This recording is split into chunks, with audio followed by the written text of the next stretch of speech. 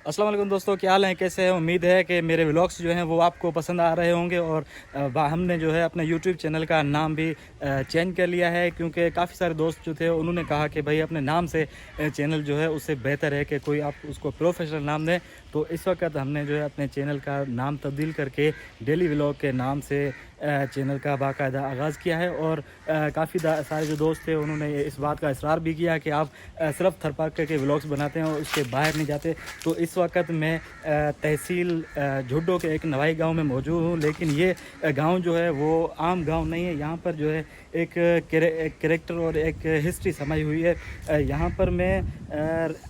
Rice गुलाम हैदर लगारी साहब जो हैं उनके गांव में मौजूद हैं, और उनकी ये बैठक बनी हुई है, बहुत ही खूबसूरत और आलीशान बैठक बनी हुई है। और इसके ऊपर जो है लिखा हुआ है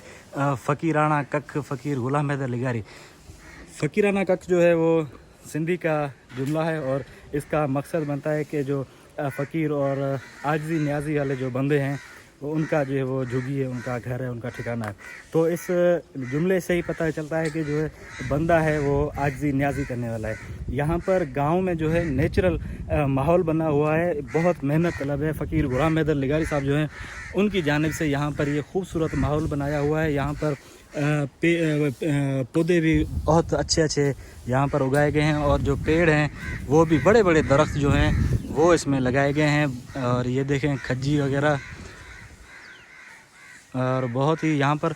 जो मनाज़र हैं वो देखने के काबिल हैं। और यहाँ पर फ़कीर गुलाम हैदर साहब जो हैं उनकी जानिब से गांव सतह पे एक छोटी सी लाइब्रेरी का काम भी चल रहा है, वो भी आपको दिखाएंगे। वो अपने तौर पर यहाँ पर लाइब्रेरी कायम करें, जो कि एक मिसाल की भी बात है। और हमको अगर आगे बढ़ना है, पढ़ना है, तो यहाँ पर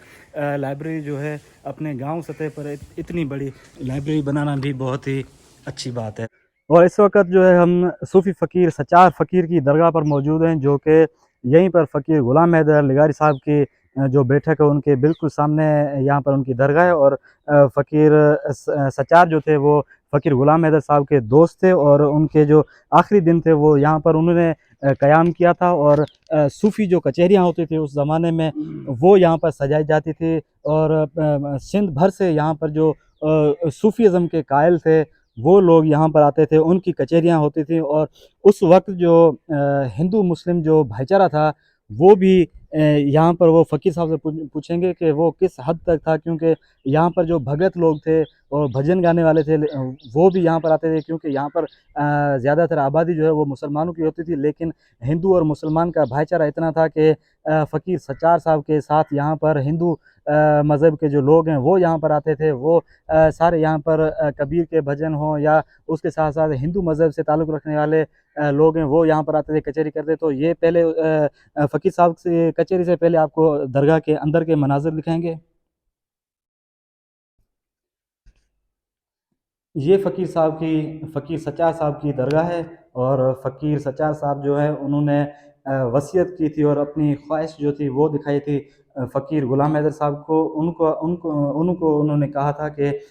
ये जो ज़मीन है ये मेरे नाम करें, और मेरी आखिरी जो आरामगाह है वो यहाँ पर बनाएं, ताकि लोग जो हैं वो मेरे हाज़िरी पर आते रहें। और यही वजह है कि इस वक्त भी हिंदू चाहे मुसलमान जितने भी सिंध भर से लोग जो हैं वो यहाँ पर फ़कीर सच्चार की हाज़िरी देते हैं। और फ़कीर गुलाम हैदर लगारी साहब जो हैं वो उनसे भी गुफ्तगू करते हैं, उनसे भी बात करते हैं। जो ॿियो नंबर साहिब जो फ़कीर साईं जेॾी महिल इहो असां सां वाइदो कयो, फ़कीर साईं चयो मूंखे हिते रखिजो, पोइ हुननि कोलाचनि ॿधी बि ॾिनी। अच्छा, उन विच में जेको आहे सो पोइ फ़कीर वरी असांखे चयो त बाबा हाणे पाण टई ॼणा वाइदो था करूं। हू असांजो दोस्त हो। टई ॼणा वाइदो आहे त मूं माना जेको 100 साल पूरा थियनि त माना उहो पाण जेको आहे सो गॾु रहंदासीं हिते। अच्छा अच्छा अच्छा, पोइ इन हिसाब सां पोइ जॾहिं हू गुज़ारे वियो साल ॿिनि 2-3 साल खां पोइ हुननि जे वरी थोरो माइटनि एतिराज़ करे कोन ॾिनो असांखे, घणी कोशिशि कई। बाक़ी रही हले, ऐं मूं पंहिंजे लाइ जेको आहे फ़कीर जे भरिसां ई जेकी पंहिंजी जाइ ठाहे छॾी आहे। अच्छा हिते हा, हीअ हाणे इनशा अलाह साईं नसीब करे। ऐं जेको इरादो आहे असांजो जो फ़कीर साईं आहे वाइदो कयल आहे फ़कीर साहब,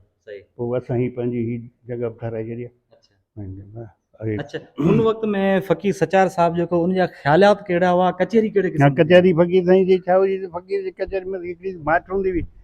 पाण बि जेको वेठो हूंदो जीअं वेंदो मिसाल हिकिड़ो जेकॾहिं हीअं करे वेही रहियो त भले सिॼ उभरी वञे फ़कीर हथ खे हीअं कोन चोरींदो। अच्छा पोइ इन में छा हो जो इन में वेह कई इन जे करे जेको आहे सो फ़क़ीर जी जेको नवासीर थी वियो बवासीर आहे हू नवासीर थी वियो आहे रुॻो वेहण जे करे जो न चुरंदो न राति जो वेंदो जीअं वेंदो सुबुह ताईं माना हू पंहिंजो ईअं जो ईअं पलथी सां वेठो हूंदो पोइ हू ऐं साबिर हुनजो तखियल हो फ़क़ीर साईं जो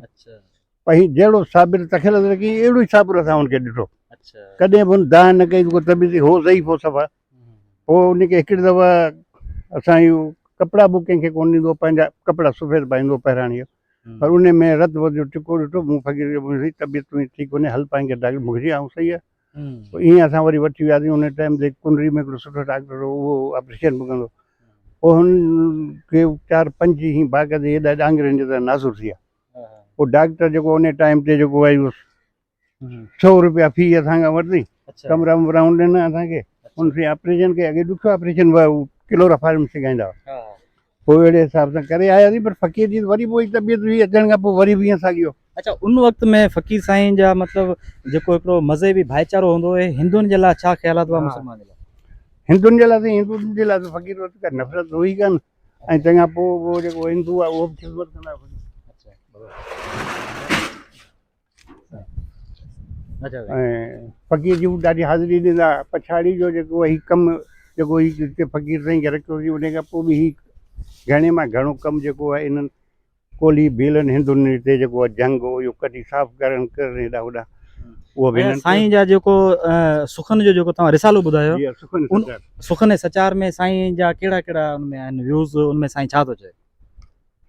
सुखन सचार में हिकिड़ा साईं जा पंहिंजा इहे जेकी आहिनि शेर शाइरी आहे अच्छा उनमें को यादि हुजे तव्हांखे बरज़बान बरज़बान त मूंखे फ़िलहालु त हाणे अच्छा उनमें साईं माना हिकिड़ो जीअं भिटाई जो पैगाम आहे अमन जो हा तीअं साईं सचार जो कहिड़ो पैगाम हो साईं सचार सुठा पैगाम आहिनि उहो त पाण रिसाले में ॾिसी सघूं था जी हा अच्छा उहो रिसालो तव्हां पंहिंजी मदद सां पंहिंजी वाह भई कंहिंजो कोन्हे हिते बि जेको आहे हीउ दरगाह वरगाह हेठि मथे आहिनि हिन में बि कंहिंजो रुपयो कोन्हे न को कुझु पोइ असांखां जेतिरी हाज़िरी पहुती आहे असां ॿुहारी करण वारा आहियूं